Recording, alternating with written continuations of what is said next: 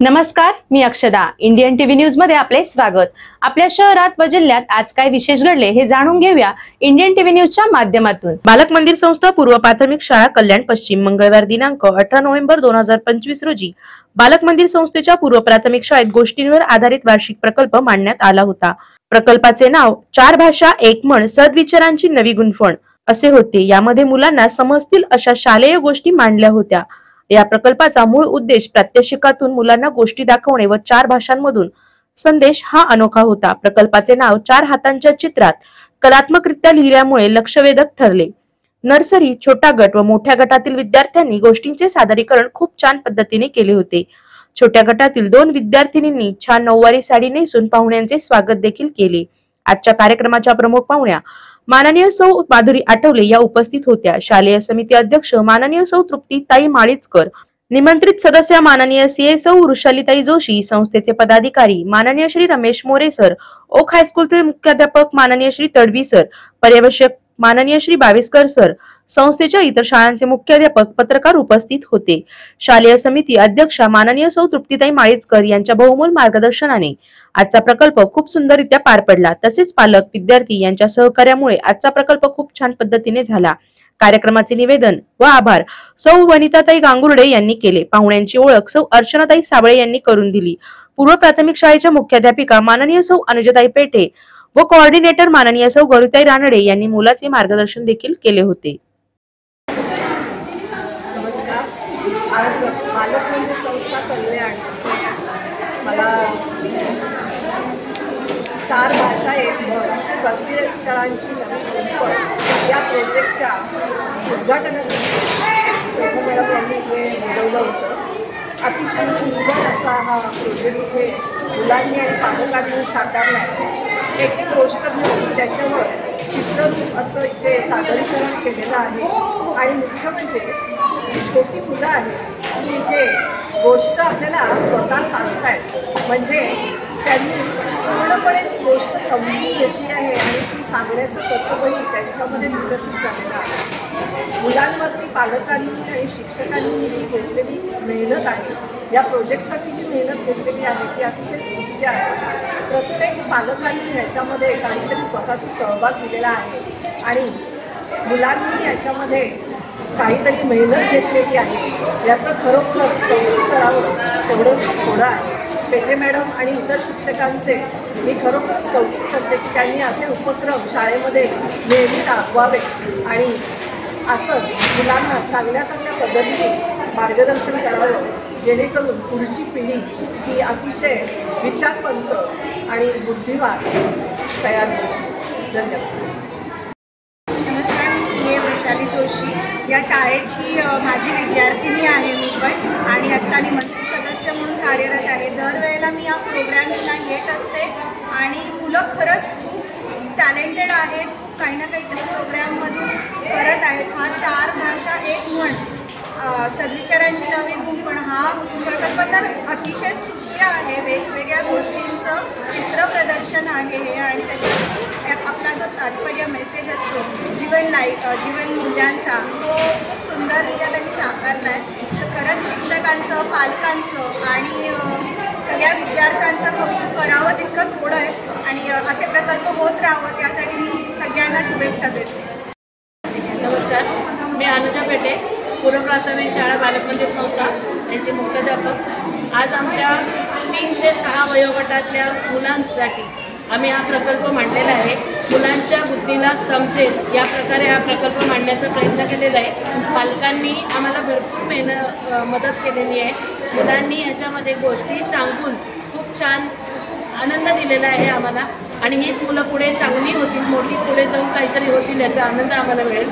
4 भाषा एक म्हण सद्विचारांची नवी गुंफण असं या कार्यक्रमाला नाव दिलेलं आहे, प्रकल्पाला नाव दिलेलं आहे. याच्यामध्ये एक वैशिष्ट्य असं आहे की आम्ही 4 भाषांमध्ये गोष्टीचं जे तात्पर्य आहे ते 4 भाषांमध्ये लिहिलेलं आहे. पहिलं संस्कृतमध्ये लिहिलेलं आहे, नंतर मराठीत लिहिलं आहे, नंतर हिंदीमध्ये आणि नंतर इंग्लिशमध्ये लिहिलेलं आहे. या 4ही भाषांची आज आपल्याला अत्यंत गरज आहे आणि ही गरज ओळखून आम्ही हा छोटासा प्रयत्न केलेला आहे. यासाठी मी सगळ्यांना, पालकांना आवाहन करते की हा प्रकल्प सगळ्यांना दाखवावा आणि आमचं बालक मंदिर शाळेचं पूर्व प्राथमिक शाळेचं इंस्टाग्राम पेज आहे, फेसबुक पेज आहे. तर याला सबस्क्राईब करावं, शेअर करावं आणि लाईक करावं, फॉलो करावं, जेणेकरून आपल्या मराठी शाळेचा झेंडा 7 समुद्रा पार जाईल. धन्यवाद. बालकमंदिर पूर्व प्राथमिक शाळेने यावर्षी जो प्रकल्प मांडला त्या प्रकल्पाचं सर्व श्रेय आमच्या शाळेच्या मुख्याध्यापिका अनुजाताईंना त्यांना जातं. कारण का अनुजाताईंची ही कल्पना आहे आणि या कल्पनेतून आपण हा प्रकल्प मांडलेला आहे. ह्या गोष्टी आणि या गोष्टींवर म्हण आणि त्या म्हणीचा अर्थ 4 भाषेमध्ये आम्ही दिलेला आहे आणि प्रत्येक गोष्टीमध्ये छोट्या छोट्या बारकावेचं आम्ही केलेले आहे. कारण का लाकूड तोड्यामध्ये लाकूड तोड्या हे वाळलेले झाडच तोडतो, ओली लाकडं तोडायची नाही हा संदेश आम्ही दिलेला आहे. ससा कासवामध्ये ससा जरी पुढे गेला तरी तो आळशीपणाने झोपला आणि मग कोण जिंकलं, हळूहळू चालणारा कासवच जिंकलं हे सांगितलेलं आहे. अशा वेगवेगळ्या प्रत्येक गोष्टीमध्ये त्याचं वैशिष्ट्य आणि त्याचे बारकावे प्रत्येक आम्ही मांडलेले आहेत आणि ह्या सगळ्या गोष्टी मांडण्यासाठी पालकांचा मोठा वाटा आहे. तर का पालकांनी आणि शिक्षकांनी मदत केल्यामुळेच हा प्रकल्प छान झालेला आहे. तर या प्रकल्पासाठी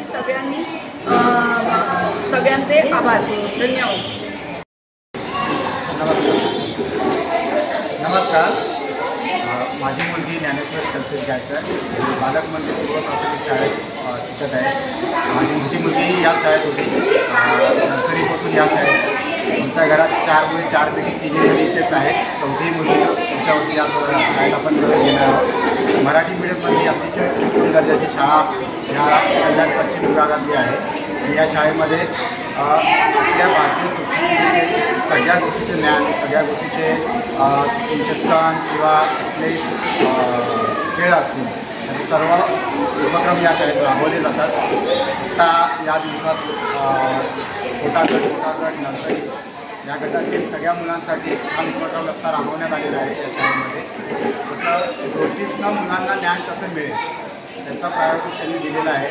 या अनुषंगाने शाळेतील शिक्षक असतील किंवा पालक किंवा मुलं या सगळ्यांच्या मेहनतीने आज हा प्रकल्प मांडण्यात आलेला आहे. त्याच्यामध्ये काही गोष्टींचा अनुवाद केलेला आहे, जसं की कबूतर आणि मुंगी असेल, माकड आणि 2 मांजरीमधली गोष्ट असेल किंवा लाकूड तोड्याची गोष्ट असेल. अशा भरपूर साऱ्या वेगवेगळ्या गोष्टींचा इथे प्रकल्प स्वरूपात मांडणी करण्यात आलेली आहे. शाळेमार्फत होणाऱ्या या उपक्रमांमध्ये मुलांना खूप साऱ्या गोष्टींचा बोध मिळतो. तसेच पालकांनाही काही गोष्टींचा याच्यातून बोध घेता येतो. कारण का मुलांबरोबर आणि शाळेबरोबर समरूप होण्यासाठी मदत मिळते पालकांनासुद्धा. त्यामुळे शाळेची वाढ तसेच मुलांची नुसती शैक्षणिक नसून तर त्याच्या पुढे जीवनात येणाऱ्या अडचणींमधून कशी सुटका करता येईल, त्याच्यातून कसा मार्ग त्यांना काढता येईल या सर्वांचा अनुभव याच्यातून मिळत आहे. त्यामुळे शाळेचे आणि शिक्षकांचे आभार मानतो की आमच्या मुलांना खूप प्रोत्साहन आणि खूप चांगल्या पद्धतीचे शिक्षण या उपलब्ध करून दिले. पालकांना काय संदेश द्याल शाळेबद्दल? मराठी शाळेमध्ये मुलांना ॲडमिशन म्हणजे कशी आहे शाळा वगैरे त्याच्याबद्दल काय सांगा? बघायला गेलं तर आता एक म्हणजे चुकीची पद्धत धारण झालेली आहे की इंग्लिश मिडियममध्ये मुलगा शिकला, मुलं शिकली तरच मोठी होतात. पण मला सांगताना अतिशय आनंद होते की स्वतः प्राथमिक शाळेत शिकलेला मुलगा आहे.